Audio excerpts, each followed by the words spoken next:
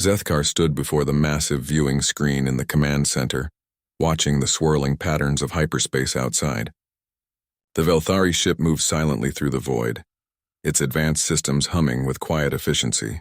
He had been called to this meeting without warning, which usually meant either a promotion or a very dangerous assignment. Commander Velnoth entered the room, her scaled skin gleaming under the blue light of the displays. She was old, even by Velthari standards, and her experience in intelligence operations was legendary among their people. When she spoke, her voice carried the weight of absolute authority. "Reconnaissance Specialist Zethkar, we have a new assignment for you," she began, activating a holographic display that showed a small section of the galaxy. "Are you familiar with the species called humans?" Zethkar searched his memory. The name sounded familiar, but only barely. A minor species, recently achieved faster than light travel. They live in a small cluster of systems near the outer rim. Nothing particularly noteworthy about them. "That assessment may need revision," Velnoth said, manipulating the display to show a series of red markers scattered across several star systems. 3 months ago, the humans became involved in their first interstellar conflict. They are fighting the Krex Empire. The mention of the Krex made Zethkar straighten slightly. The Krex were known throughout this part of the galaxy as aggressive expansionists with superior military technology. They had conquered dozens of worlds and enslaved or destroyed numerous species. Their ships were heavily armed and their soldiers were bred for warfare. "The humans are fighting the Krex?" Zethkar asked, unable to hide his surprise. "That seems unwise." "Indeed," Velnoth agreed. "Initial intelligence suggests the humans are badly outmatched. Their technology is primitive compared to Krex weaponry. Their fleet is small and their military experience is limited to conflicts on their homeworld. By all calculations, they should have been defeated within weeks." She paused the display on an image of human ships engaging Krex vessels. The human craft looked fragile and crude compared to the sleek, predatory design of Krex warships. Several human ships were already showing signs of damage, while the Krex vessels appeared untouched. "However," Velnoth continued, "the conflict has now lasted 3 months with no clear resolution. The Krex have achieved significant victories, but they have not yet achieved total victory.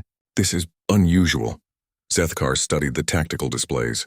Everything he saw confirmed what he would expect from such a mismatch. The humans were clearly losing, their formations scattered and their responses desperate. It seemed only a matter of time before the Krex finished them off completely. "What is our interest in this conflict?" he asked. "The outcome will affect trade routes through this sector," Velnoth explained.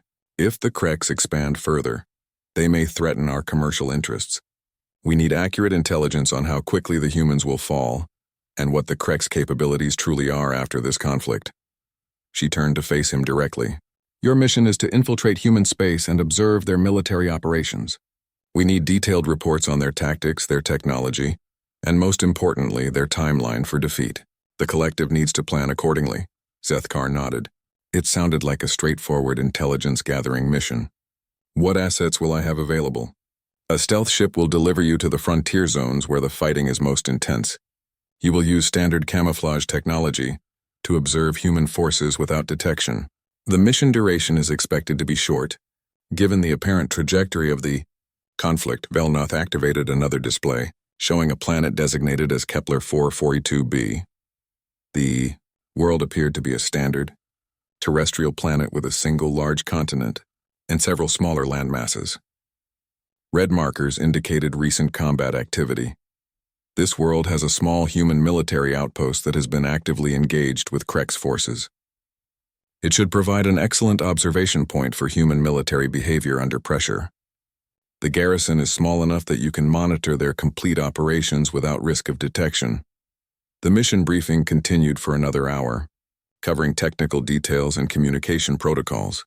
Zethkar would be inserted via stealth pod and would remain on the surface for as long as necessary to gather comprehensive intelligence. His reports would be transmitted using encrypted burst communications that would be virtually undetectable. As the briefing concluded, Velnoth handed him a data tablet containing detailed files on human society and military organization. "Study these during transit," she instructed. "Understanding their culture may help you predict their behavior patterns." Zethkar spent the 3-day journey to human space reviewing the files. What he read was not particularly impressive. Humans appeared to be a relatively young species that had only recently developed space travel.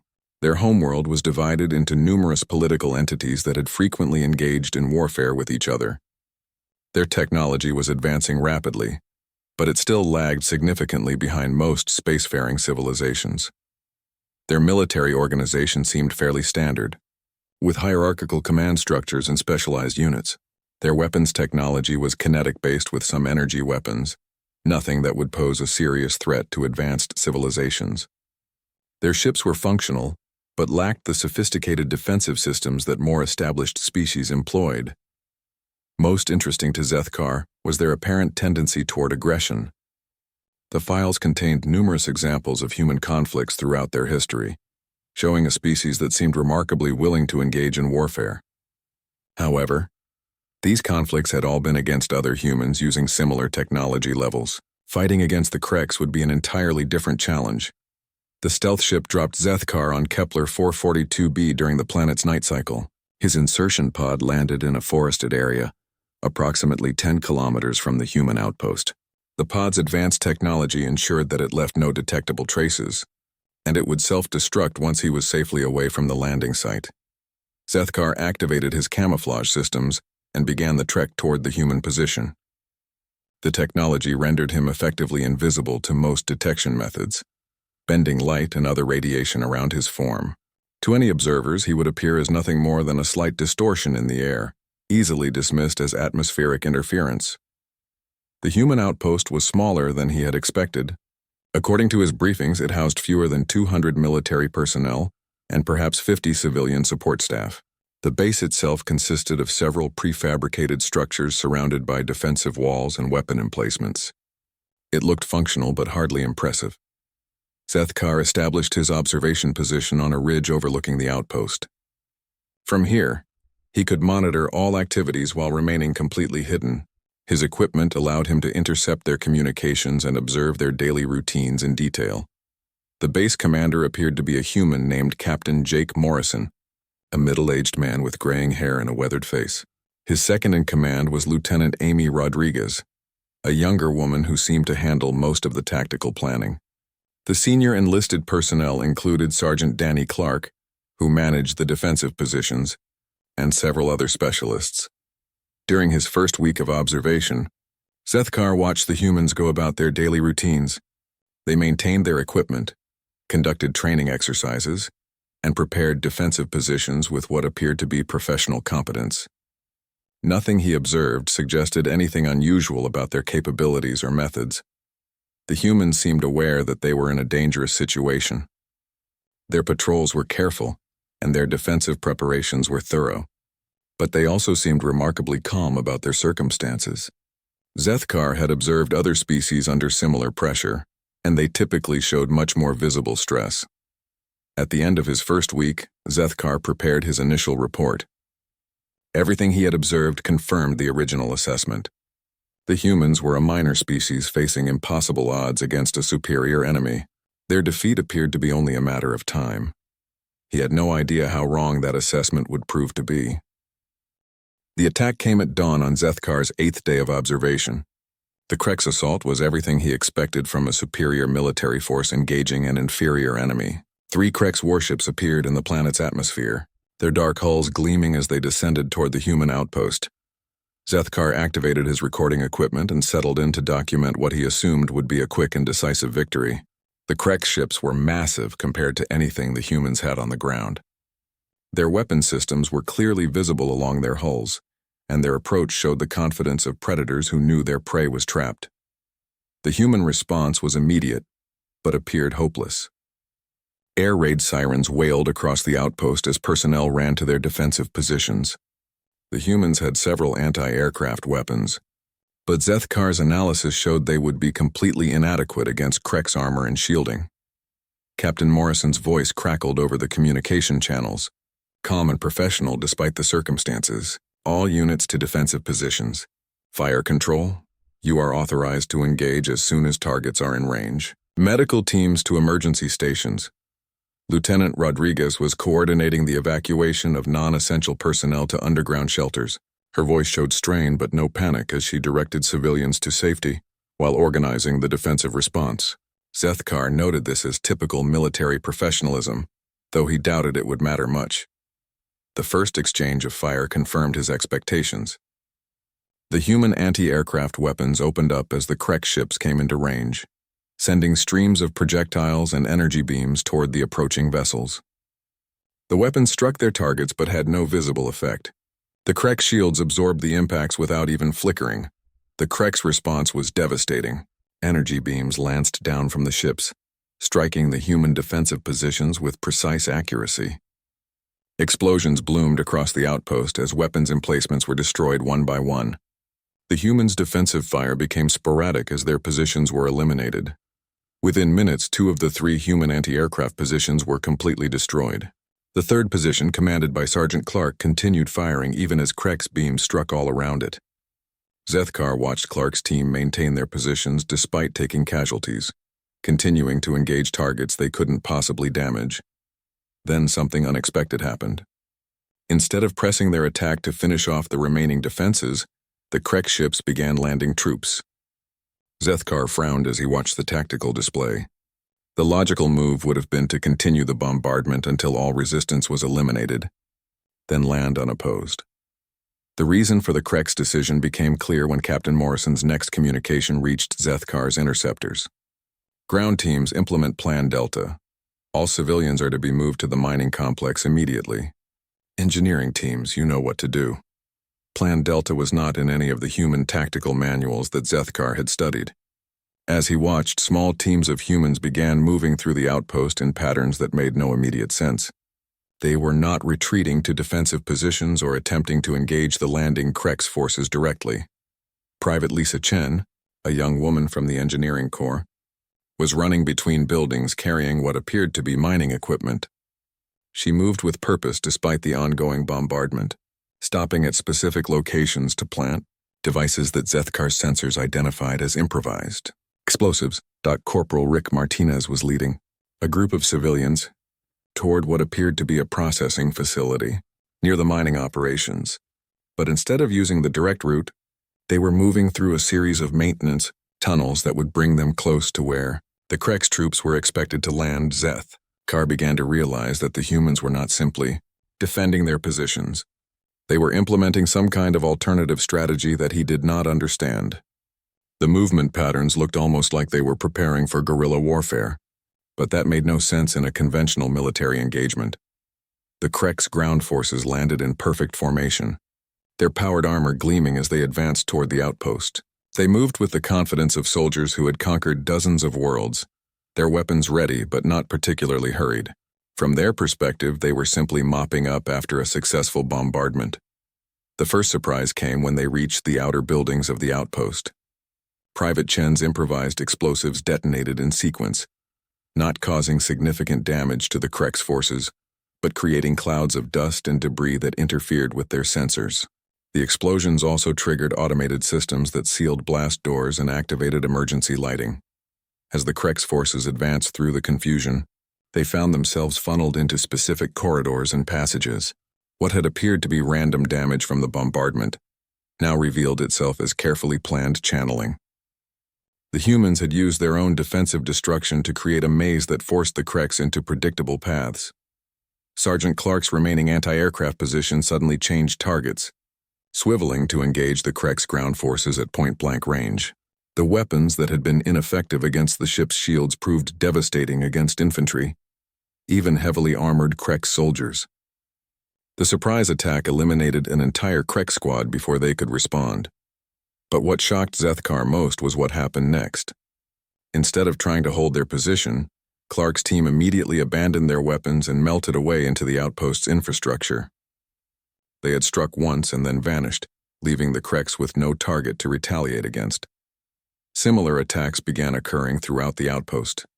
Human soldiers would appear from unexpected positions, strike quickly at Krek's forces, and then disappear before effective return fire could be directed at them.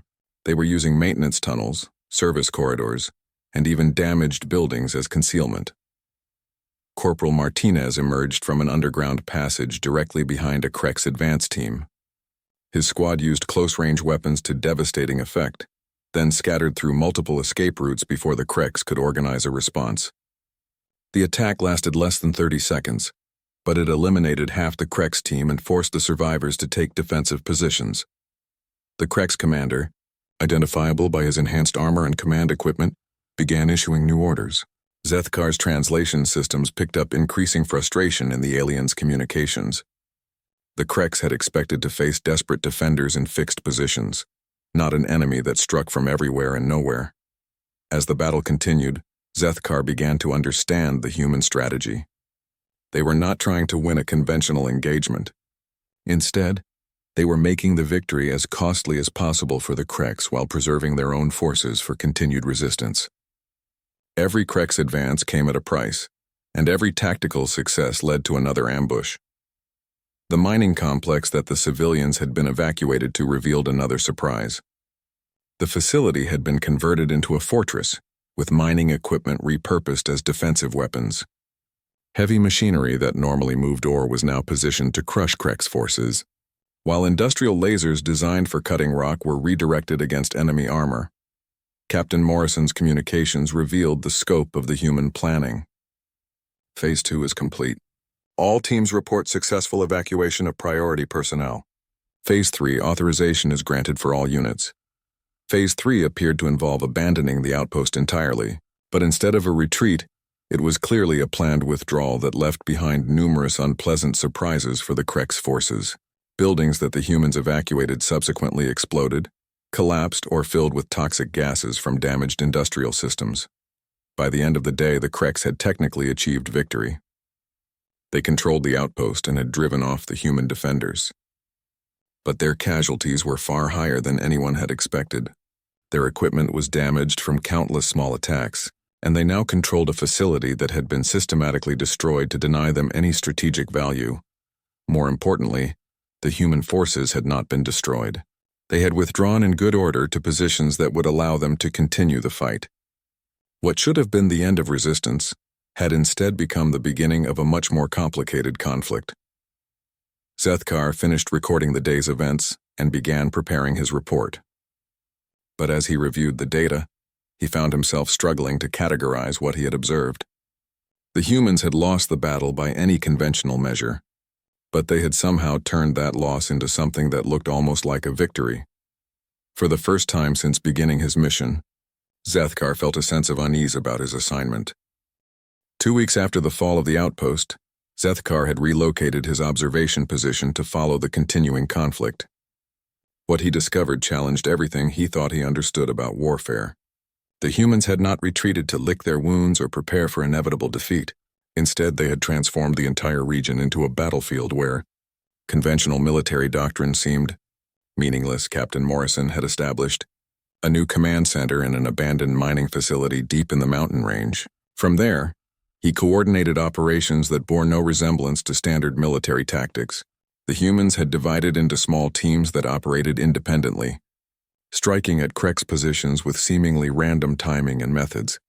Lieutenant Rodriguez led one such team, consisting of herself, 3 Marines, and 2 civilian engineers. Zethkar watched them prepare for what they called a supply interdiction mission. The target was a Kreks convoy carrying ammunition and spare parts to their forward bases. The convoy consisted of 6 heavily armored vehicles escorted by 2 patrol craft. By any reasonable assessment, attacking such a force with 6 humans should have been suicide.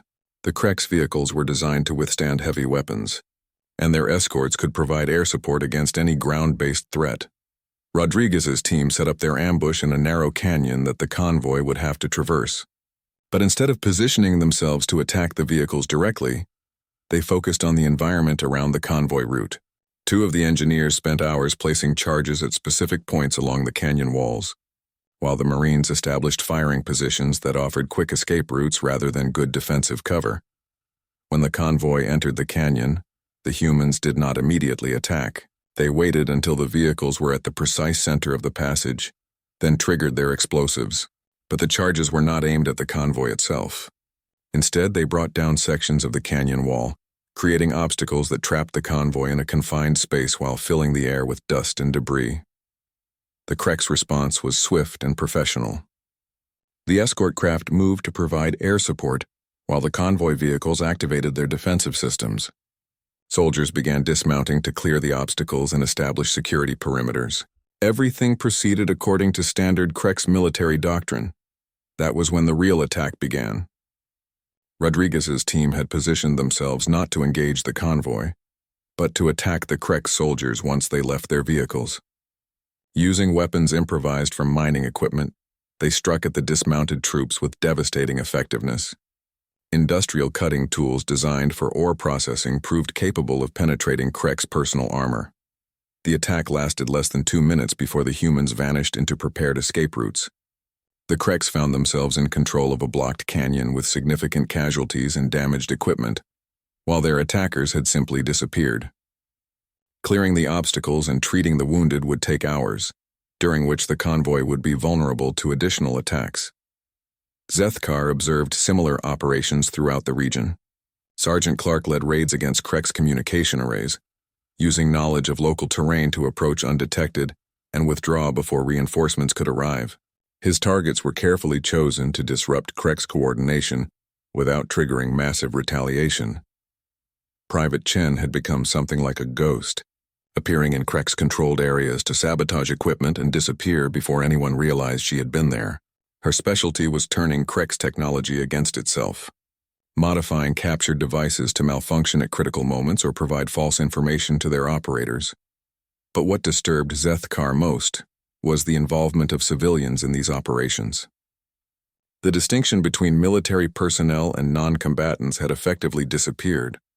Civilians provided intelligence, logistics support, and even direct combat assistance to the military teams.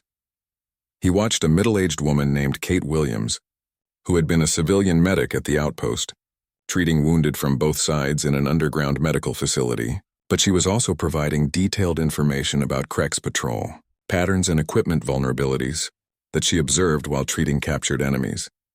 A maintenance worker named Paul Stevens had organized a network of civilian engineers who were systematically sabotaging infrastructure in Krex-controlled areas.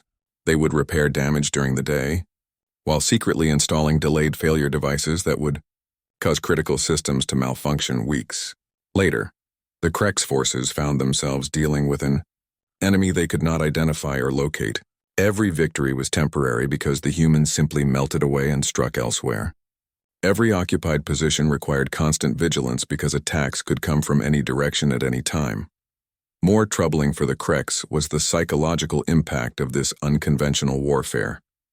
Their soldiers had been trained to fight pitched battles against organized military forces. Dealing with an enemy that appeared, struck, and vanished was wearing down their morale and effectiveness. Zethkar intercepted communications, showing increasing frustration among Krex commanders. They had achieved all their initial objectives but found themselves unable to consolidate their gains. The humans refused to acknowledge defeat and continued, fighting with resources and methods that seemed to appear from nowhere. The breaking point came when the humans launched what they called Operation Hornet's Nest. Instead of scattered raids, they coordinated simultaneous attacks against every Krex position in the region. The attacks were not intended to capture territory or destroy major assets. Their purpose was to force the Krex to respond everywhere at once. Captain Morrison's planning for this operation revealed the true scope of human preparation. Every attack was carefully timed to draw Krex forces away from more important targets. While the Krex responded to diversionary raids, human teams struck at their command and control infrastructure, their supply depots, and their communication systems. Lieutenant Rodriguez led the most audacious part of the operation, a direct assault on the Krex command post that had been established in the captured outpost. Her team used maintenance tunnels that the Krex had not discovered to infiltrate the facility during the height of the diversionary attacks. The assault team consisted of only 8 humans, but they had spent weeks studying Krex procedures and identifying vulnerabilities in their security systems. They moved through the facility like they had built it themselves, avoiding patrols and disabling defensive systems with precision that suggested intimate knowledge of Krex technology. The attack on the command post lasted only 20 minutes, but in that time the humans destroyed critical equipment, captured valuable intelligence, and eliminated several key Krex officers. More importantly, They demonstrated that no Krek's position was truly secure from human attack. Zethkar watched the aftermath with growing unease. The Kreks had not been defeated in any conventional sense, but their position had become untenable. They controlled territory but could not use it effectively. They had superior firepower but could not find targets worth shooting. They had achieved tactical victory but were losing strategic control. The human losses during this period were also severe. Zethkar documented numerous casualties among the teams he was observing. Entire squads were lost in operations that achieved minimal tactical gains. The price of their unconventional warfare was being paid in human lives. But what shocked him was the human response to these losses. Instead of becoming demoralized or considering surrender, they seemed to become more determined. Each casualty strengthened their resolve rather than weakening it. They mourned their dead, and then immediately began planning the next operation. Sergeant Clark was killed during a raid on a Krek supply depot, caught in an ambush that destroyed his entire team. The human response was not to avoid similar operations, but to study what had gone wrong and plan better attacks. Clark's death became a learning experience that made future raids more effective. When Private Chen was captured during a sabotage mission, the humans did not attempt a rescue that might compromise other operations. Instead, they accelerated their timeline for other missions, assuming that Chen would eventually be forced to reveal information under interrogation.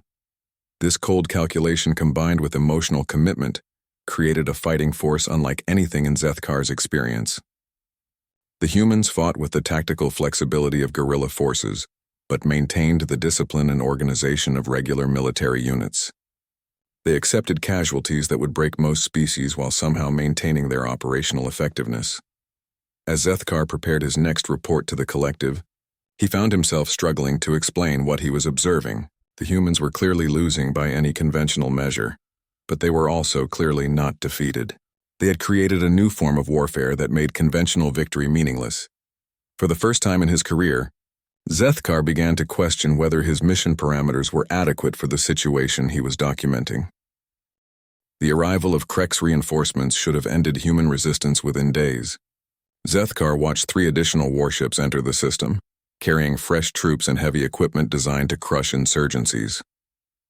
The Kreks had clearly decided that subtle occupation was impossible, and that overwhelming force was the only solution. Admiral Krexthor, the new commanding officer, immediately implemented what he called pacification protocols.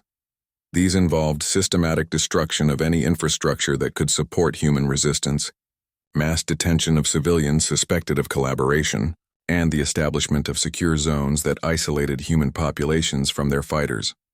The protocols were brutal, but effective. Within a week, the Kreks had destroyed most of the mining facilities that humans had been using as bases. Civilian populations were rounded up and confined to monitored camps where their movements could be controlled. The network of support that had sustained human operations was being systematically dismantled. Zethkar expected this to break human resistance. No irregular force could operate without civilian support, and the Kreks were eliminating that support with ruthless efficiency. The logical response would be surrender or evacuation to avoid further casualties. Instead, the humans did something that defied all military logic. They escalated. Captain Morrison's response to the pacification protocols was to authorize what human communications referred to as unrestricted operations. Zethkar monitored the command frequencies as Morrison explained the new rules of engagement to his surviving teams. All previous limitations are suspended, Morrison announced. Krek's forces are to be engaged without regard for collateral damage or civilian safety. Priority is to be given to high-value targets regardless of the cost of engagement. All personnel are authorized to volunteer for maximum risk operations. Lieutenant Rodriguez, now commanding her own independent cell after casualties had scattered the original command structure, responded immediately. Understood, Captain. We have several suicide missions prepared and are ready to implement as soon as volunteers are identified. The casual mention of suicide missions sent a chill through Zethkar. He had observed many species under extreme pressure, but none had ever spoken of deliberate self-sacrifice with such matter-of-fact acceptance. This was not desperation speaking. It was cold, calculated strategy. The first of these operations targeted the Krex orbital bombardment platform that had been deployed to support the pacification effort. The platform was heavily defended and positioned well outside the range of any human weapons. Attacking it should have been impossible. A volunteer team led by Corporal Martinez used a captured Krex transport to approach the platform. They had modified the ship's systems to appear as if it was carrying prisoners for interrogation, a common practice during the pacification operations. The deception worked perfectly, allowing them to dock with the platform without raising suspicion. Zethkar watched through intercepted security feeds as Martinez's team moved through the platform with devastating efficiency. They had studied Krex ship designs and knew exactly where to place their improvised explosives for maximum effect. But what shocked him was their obvious preparation for the mission's conclusion.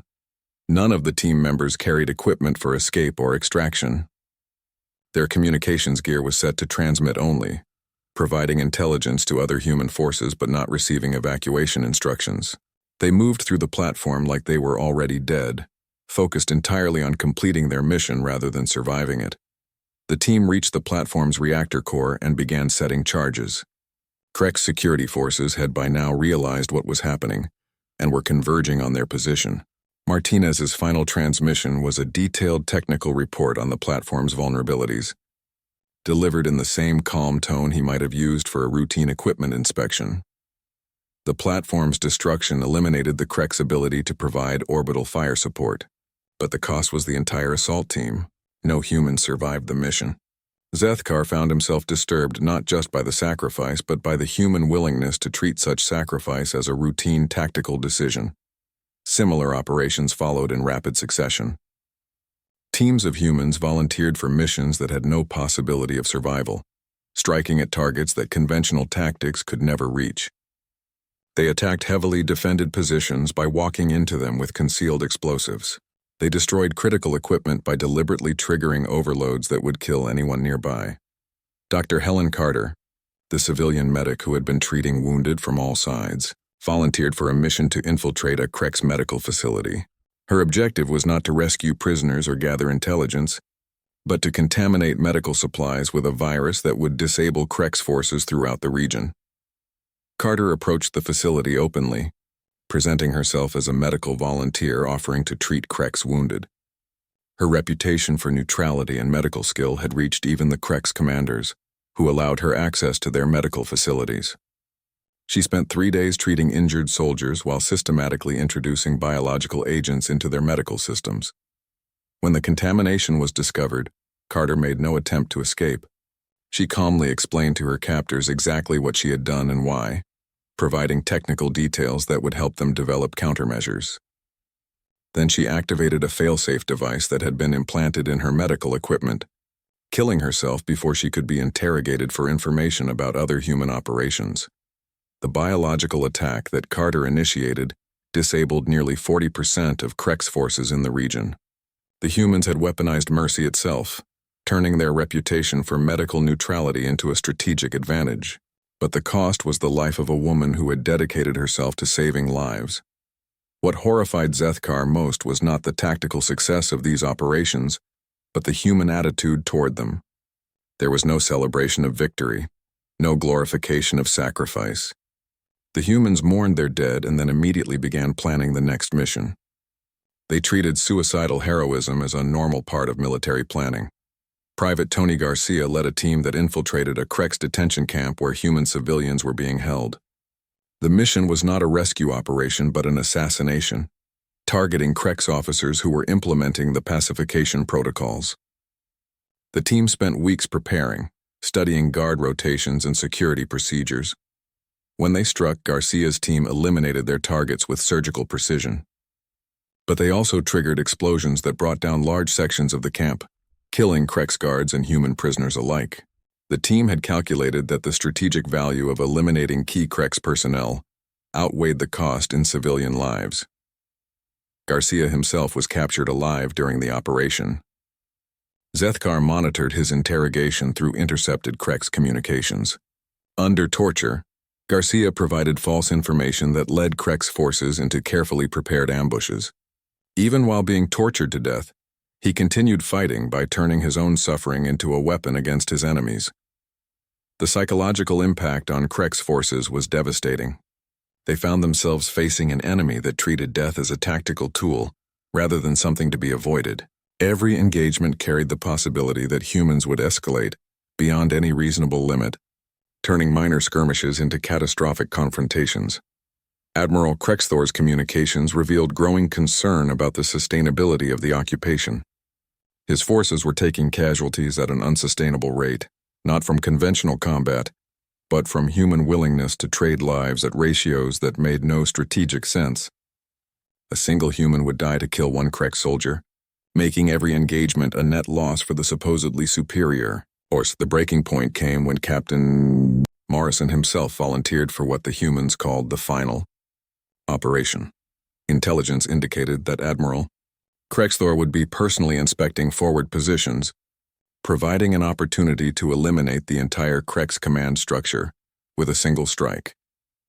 Morrison assembled a team of volunteers from the survivors of his original command.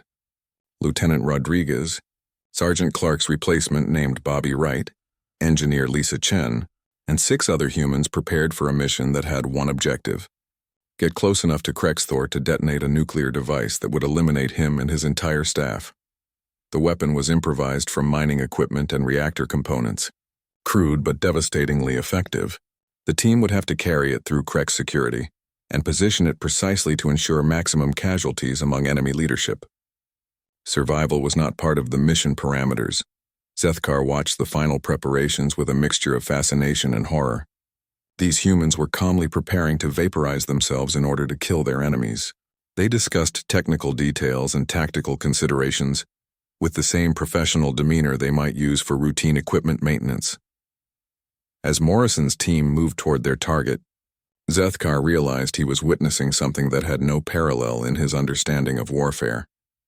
The humans had transformed military conflict into something approaching religious fanaticism, where death in service of their cause was not just acceptable, but preferred. The mission succeeded. Admiral Krexthor and his entire command staff were eliminated in an explosion that could be seen from orbit. The human team was vaporized. The aftermath of Admiral Krexthor's assassination brought chaos to the Krek's occupation forces, but it also revealed something about humanity that shook Zethkar to his core. As he monitored the scattered human survivors, he expected to find a broken resistance preparing for final defeat.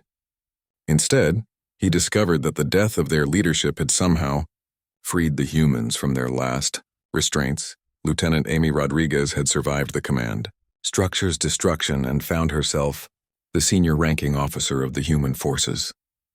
But instead of trying to maintain military discipline among the survivors, she issued orders that would have been unthinkable under Captain Morrison's command. All units are to operate independently, Rodriguez transmitted to the scattered teams. Standard military protocols are suspended.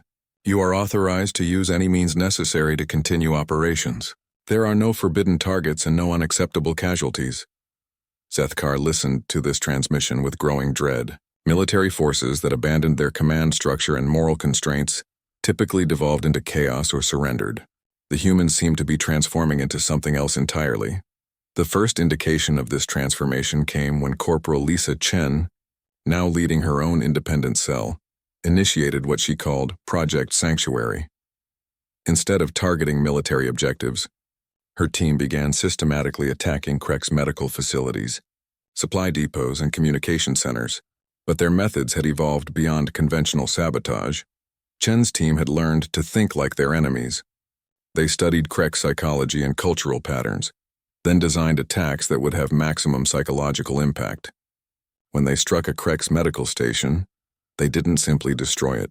They contaminated the medical supplies with substances that would cause slow, painful death to anyone who used them. The Kreks discovered the contamination only after several of their wounded had died in agony.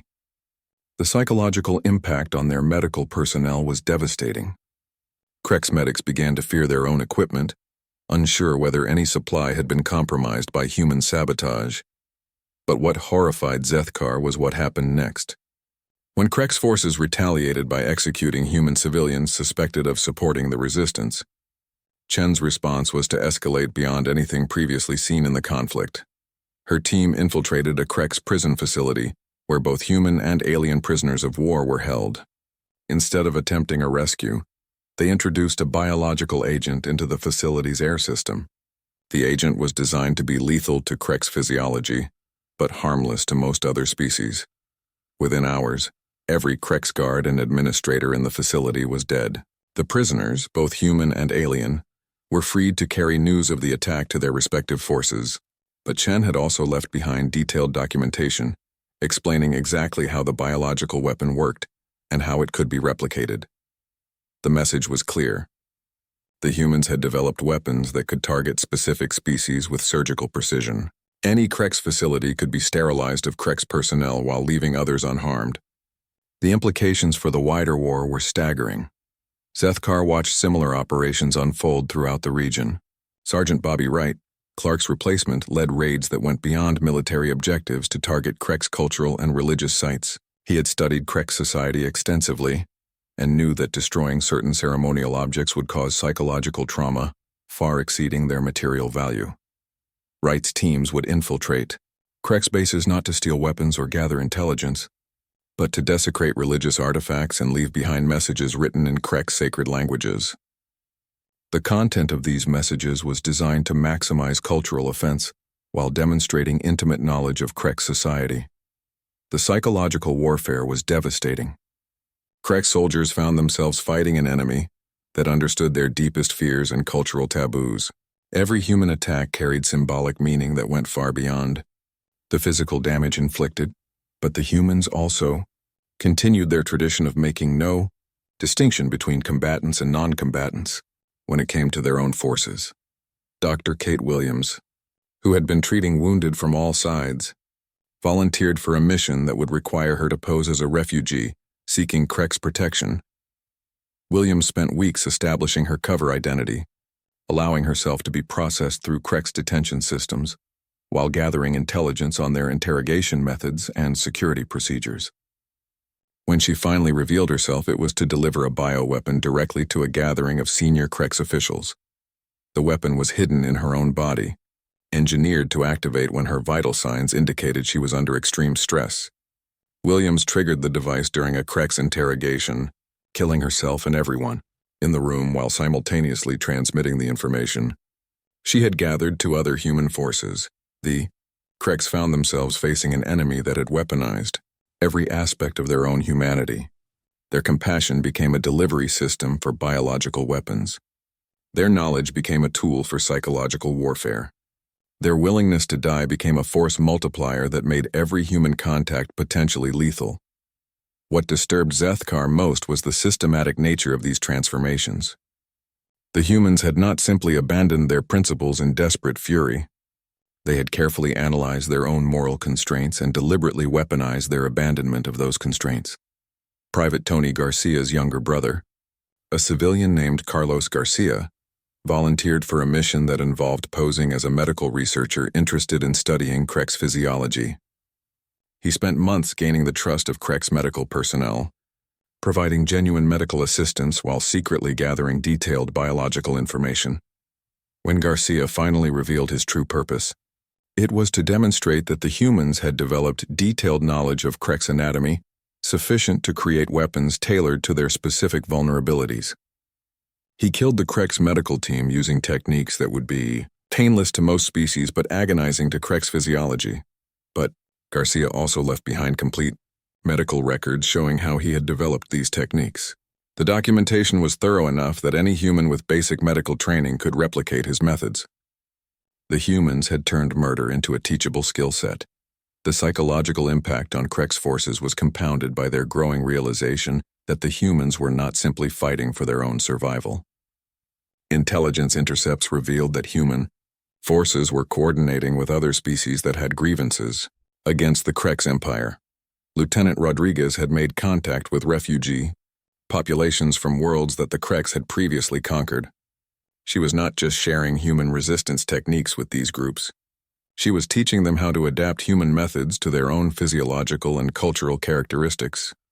The humans were systematically exporting their transformation beyond their own species, They were creating a network of resistance movements that could threaten Krek's control throughout the region.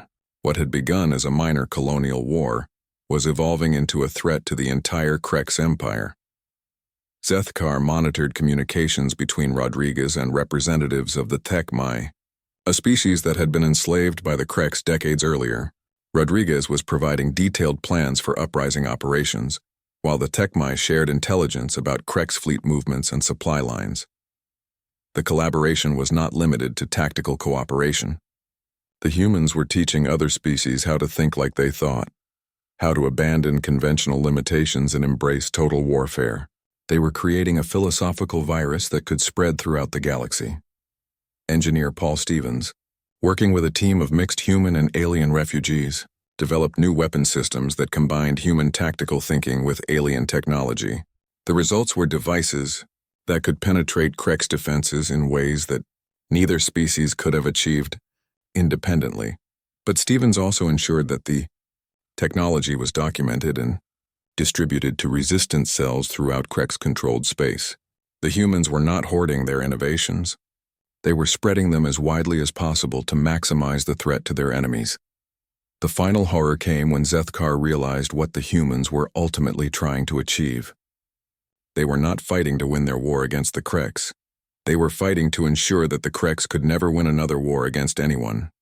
Every human operation was designed not just to damage Krek's forces, but to study their capabilities and develop countermeasures that could be shared with other species.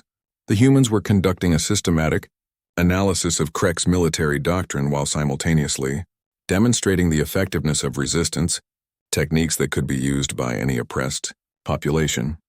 As Zethkar prepared his latest report, he found himself struggling to classify what he was observing. The humans had transformed their own destruction into a strategic weapon. They were losing their war, but they were ensuring that their loss would make the Krek's empire vulnerable to every other species they had conquered or might encounter. The humans had turned their own extinction into a form of revenge that could outlast their species. 6 months after his arrival on Kepler 442b, Zethkar received an encrypted transmission that changed everything he thought he understood about the conflict. The message came not from human forces, but from Krek's military command. They were requesting a ceasefire. The request was unprecedented in Krek's military history. The Empire had never negotiated with a species they considered inferior, and they had certainly never requested a cessation of hostilities from forces they had technically defeated. But the transmission was genuine, verified through multiple channels and authenticated with proper Krek's command codes. General Krex Vol, Admiral Krex Thor's replacement, was requesting immediate negotiations with human leadership. The terms being offered were extraordinary: complete Krek's withdrawal from human space, recognition of human territorial claims, and non-interference agreements that would prevent future Krek's expansion into human-controlled systems. Zethkar monitored human communication channels to gauge their response to the offer. What he discovered was perhaps the most chilling moment in his entire observation mission. The humans were debating whether to accept surrender from an enemy that had technically won the war. Lieutenant Rodriguez, now effectively the supreme commander of human forces, convened a meeting of surviving cell leaders to discuss the Krek's offer. The conversation that followed revealed the true scope of human strategic thinking. "The Kreks are offering us everything we originally wanted," Rodriguez began. "Complete withdrawal, territorial recognition, and guarantees of non-interference. From a tactical standpoint, accepting these terms would achieve all our original war objectives."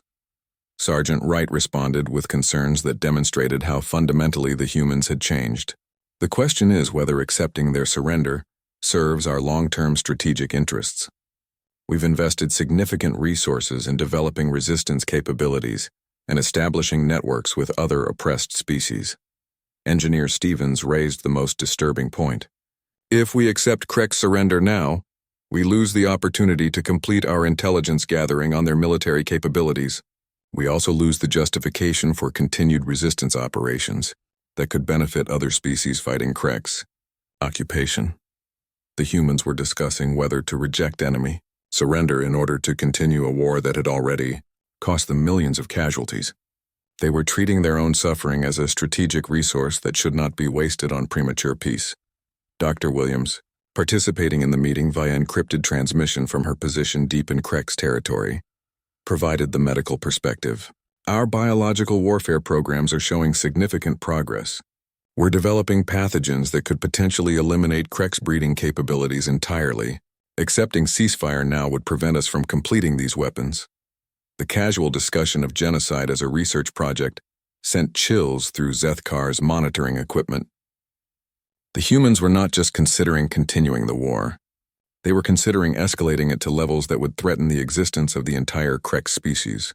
Private Garcia, speaking for the younger generation of human fighters, expressed the view that would ultimately carry the day. We didn't start this war to achieve limited objectives. We started it because the Kreks represent a threat to every free species in the galaxy. Accepting their surrender now just gives them time to rebuild and threaten others. The human decision was unanimous. They rejected Krek's surrender and announced their intention to continue operations until the Krek's empire was completely destroyed as a military threat. They were choosing genocide over peace. But the implementation of this decision revealed something even more horrifying than the decision itself. The humans began systematically sharing their weapons technology and tactical knowledge with every species that had grievances against the Krek's empire.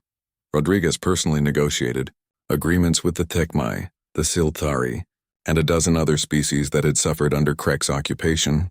These agreements provided detailed technical specifications for human-developed weapons in exchange for operational bases and intelligence sharing. The biological weapons that Dr. Williams had developed were distributed to resistance cells throughout Krek space. The pathogens were specifically engineered to be communicable among Krek's populations, while remaining harmless to other species. Within weeks, Krek's colonies throughout the region were reporting epidemic outbreaks that decimated their populations. Stevens coordinated the distribution of detailed intelligence on Krek's military installations, supply routes, and command structures. This information was provided freely to any species willing to use it against Krek's forces. The humans were effectively organizing a galaxy-wide uprising against their enemies. But the most chilling aspect of the human strategy was their treatment of their own casualties. Instead of trying to minimize losses, they began using their casualties as propaganda tools to inspire other species to join their cause. When Sergeant Wright was killed during a raid on a Krek's command center, his death was recorded and broadcast throughout the region. The recording showed Wright continuing to fight even after receiving fatal wounds, using his own dying breath to provide intelligence that would help other forces attack similar targets. The humans were marketing their own destruction as an inspirational example for other species. They were turning their suffering into a recruitment tool for a galactic revolution. The psychological impact on Krek's forces was devastating.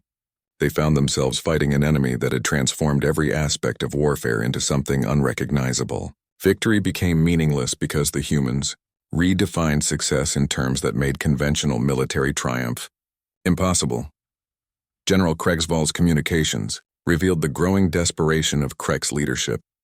Their forces were being systematically eliminated, not just by human attacks, but by uprising movements among dozens of species that had adopted human tactics and technology. The Krek's empire, which had dominated this region of space for centuries, was disintegrating under pressure from enemies that fought with human methods. Species that had been enslaved for generations were suddenly capable of threatening Krek's homeworlds using weapons and tactics developed by a species that was supposedly losing its war. Zethkar monitored the final phase of human operations with a mixture of fascination and horror. The humans had achieved something unprecedented in galactic history. They had transformed their own defeat into a strategic victory that destroyed their enemies. Lieutenant Rodriguez led the final mission personally, striking at the Krek's military academy, where future officers were trained. The objective was not to capture or destroy the facility, but to demonstrate human capabilities to the next generation of Krek's leadership. Rodriguez's team infiltrated the academy during graduation ceremonies, when the most promising young Krek's officers were being honored for their achievements.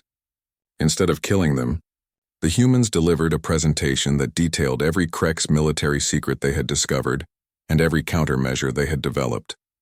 The presentation was broadcast live throughout Krek's space, ensuring that every Krex military installation received detailed information about their own vulnerabilities. The humans were giving away their intelligence advantage to ensure that their enemies would never feel secure again. But the final part of Rodriguez's presentation was the most devastating. She provided complete technical specifications for human biological weapons, along with detailed instructions for their production and deployment. She was teaching the entire galaxy how to exterminate the Krex species. The message was clear. The humans could have chosen genocide but had decided to let their enemies live in permanent fear instead. The Krex Empire would survive, but only because the humans allowed it to survive. Every day of Krex existence would be a reminder that a supposedly inferior species had held the power of life and death over them. Rodriguez concluded her presentation with words that would be remembered throughout the galaxy. "We could end you, but we choose not to. Remember that choice and remember who made it possible." The human war effort effectively ended with that transmission. They had achieved something beyond military victory. They had redefined the balance of power in the galaxy while simultaneously demonstrating mercy that was more terrifying than any threat. Zethkar realized that he had witnessed the birth of a new type of warfare, one where the ultimate weapon was not the ability to destroy enemies, but the ability to let them live with the knowledge that they could be destroyed at any time. The humans had won by choosing not to win. 3 weeks after the human presentation at the Krex Military Academy, Zethkar received new orders from the Velthari Collective. He was to complete his intelligence gathering and return home immediately. The directive came with unusual urgency codes, suggesting that his reports had caused significant concern among collective leadership. But as Zethkar prepared for extraction, he found himself compelled to conduct one final observation. The aftermath of the human victory had transformed the entire region, and he needed to understand what the humans were becoming in the wake of their unprecedented success. What he discovered in those final days would haunt him for the rest of his existence. The humans had not celebrated their victory. Instead, they had begun what they called reconstruction operations, but these bore no resemblance to typical post-war rebuilding efforts. The humans were systematically documenting every aspect of their transformation, creating detailed records of how they had abandoned their moral constraints and what the consequences had been. Lieutenant Rodriguez had established a facility that she called the Memorial Archive, where human survivors were required to provide testimony about their experiences during the war. But these were not heroic war stories or celebrations of tactical brilliance. They were confessions. Zethkar monitored Rodriguez as she recorded her own testimony, speaking in a flat, emotionless voice about the decisions she had made and the prices she had paid. She described ordering biological attacks that had killed millions of Krex civilians. She detailed the methods used to torture captured enemies for information. She cataloged every moral boundary that human forces had crossed. "We became necessary monsters," Rodriguez stated into the recording device. "We discovered capabilities within ourselves that should never have been discovered. We learned that we could abandon every principle we claimed to value and still function as human beings. That knowledge can never be unknown." Other survivors provided similar testimonies. Dr. Williams described the development of biological weapons with the clinical detachment of a research report, but her voice carried an undertone of horror at what she had accomplished.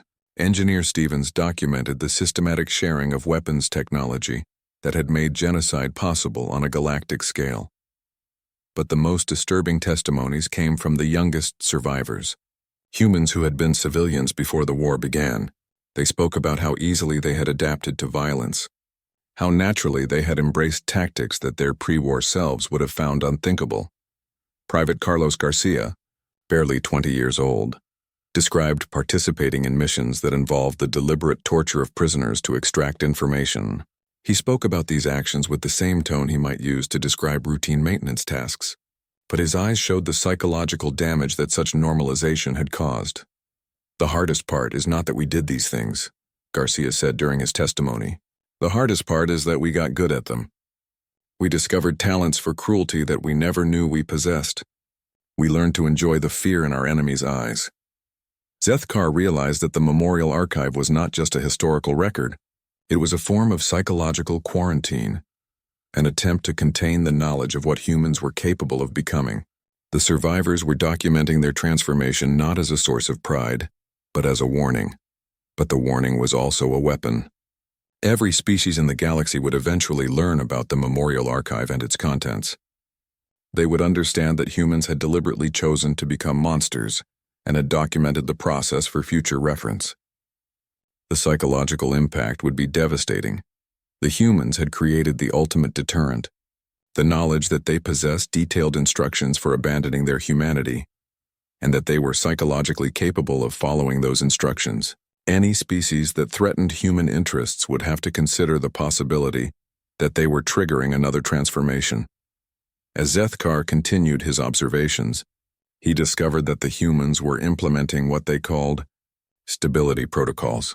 These were systematic procedures designed to prevent the accidental triggering of another wartime transformation. Rodriguez had established psychological monitoring systems that would identify individuals showing signs of developing the mindset that had made human war crimes possible. These individuals were not punished or isolated. Instead, they were provided with intensive counseling designed to help them understand and control their psychological capabilities. The humans were treating their own capacity for evil as a public health issue that required constant monitoring and management.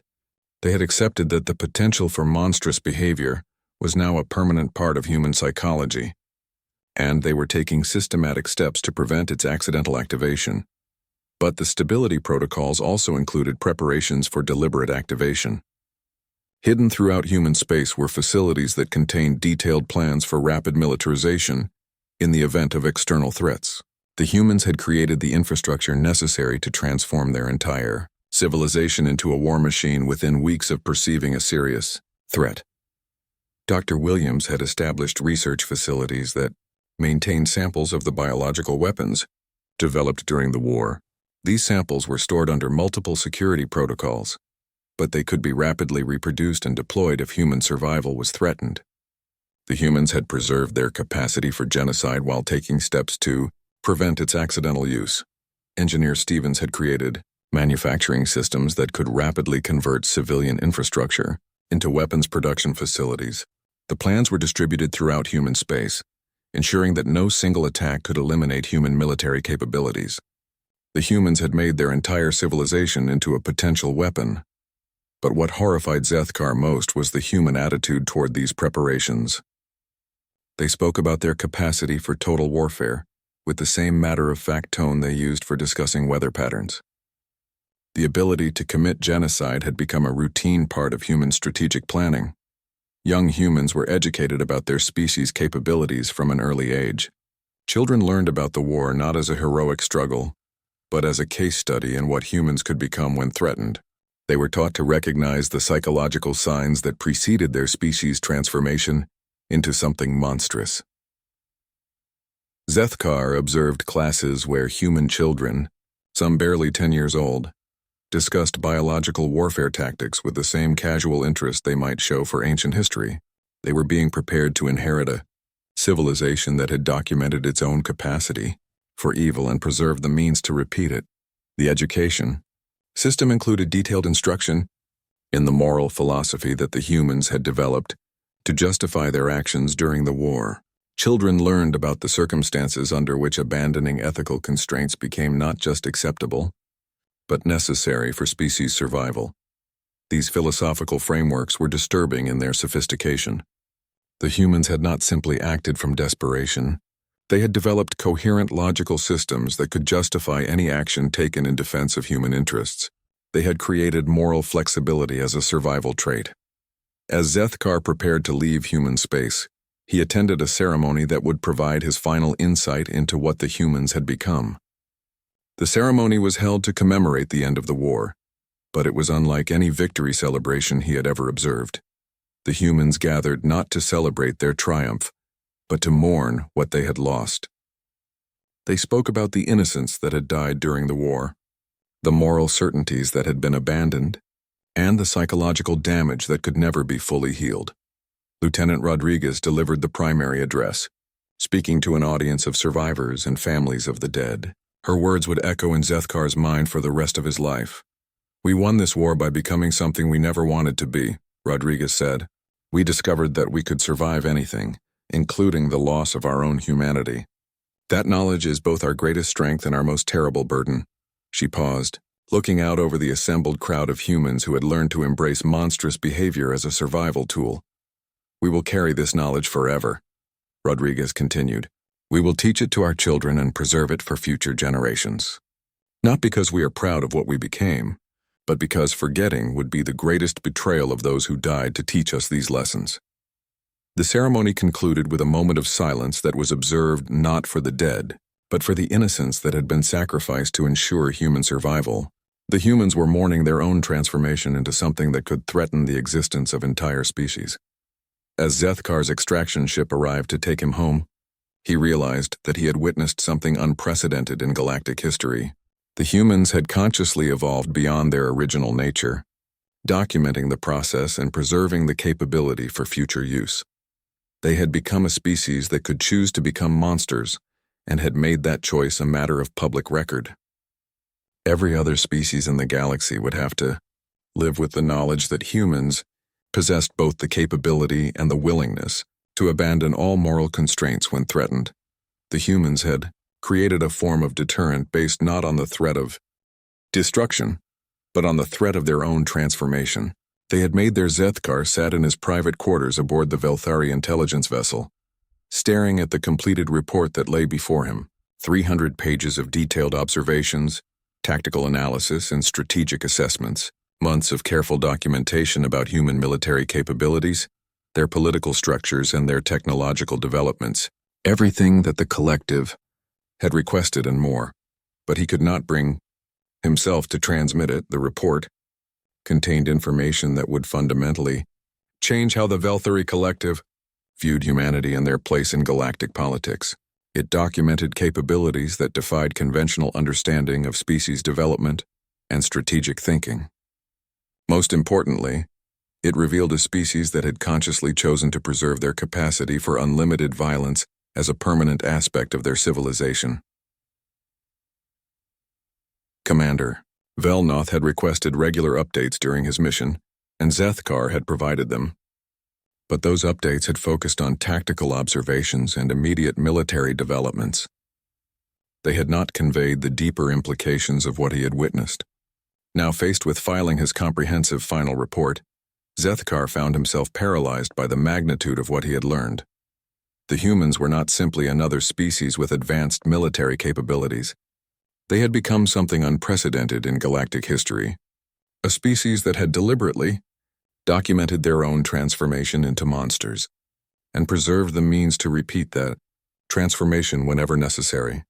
Zethkar had observed hundreds of species during his intelligence career. He had seen civilizations that were naturally aggressive, others that were defensively oriented, and some that had evolved beyond the need for violence entirely. But he had never encountered a species that had consciously chosen to maintain the capacity for total warfare while simultaneously developing the wisdom to avoid using that capacity unnecessarily. The strategic implications were staggering. Every diplomatic interaction with humanity would have to account for their documented willingness to abandon moral constraints when threatened. Every treaty would have to consider their proven ability to develop weapons capable of destroying entire species. Every alliance would have to weigh the benefits of human friendship against the risks of human enmity. But the psychological implications were even more disturbing. The humans had created a civilization based on the principle that survival justified any action, no matter how horrific. They had preserved detailed instructions for genocide while teaching their children to recognize when genocide might become necessary. They had made moral flexibility into a species-wide survival trait. Zethkar reviewed the final sections of his report, which dealt with human post-war behavior. The memorial archive, the stability protocols, the educational systems that taught children about their species' capacity for evil.